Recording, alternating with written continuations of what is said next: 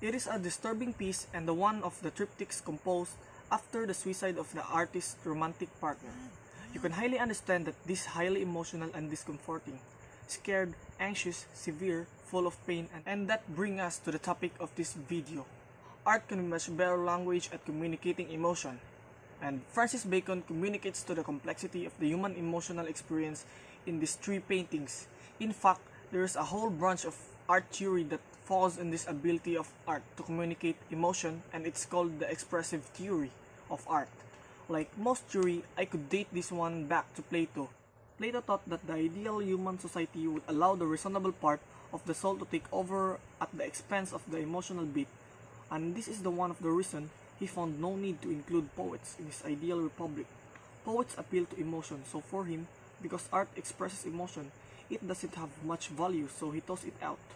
But the most influential text in the expressive theory comes from the Russian novelist Leo Tolstoy.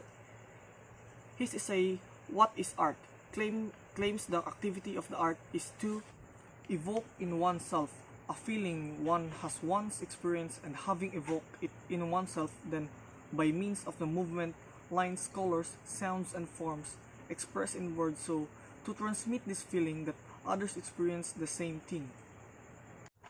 There is one theory that would argue that those great paintings which a story to communicate a moral lesson aren't necessarily art at all.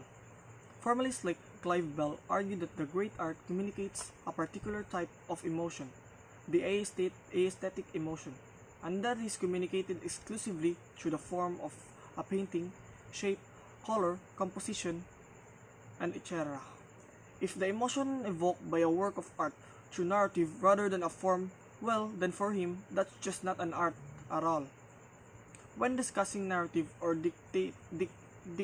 deductive paintings, he says to his class, belongs what I call descriptive paintings, that is painting in which form are used not as an object of emotion, but as means of suggesting emotion or conveying information.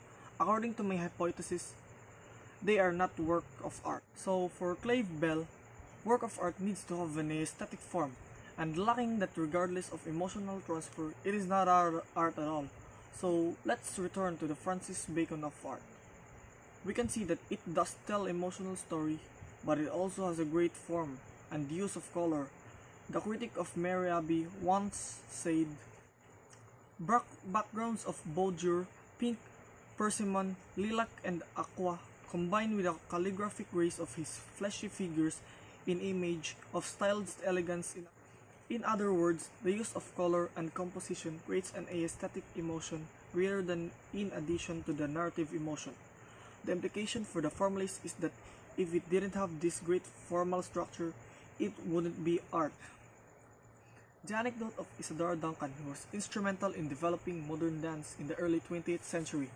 After being asked about the meaning of her dance choreography, she responded, "If I could tell you the meaning, I wouldn't have to dance it."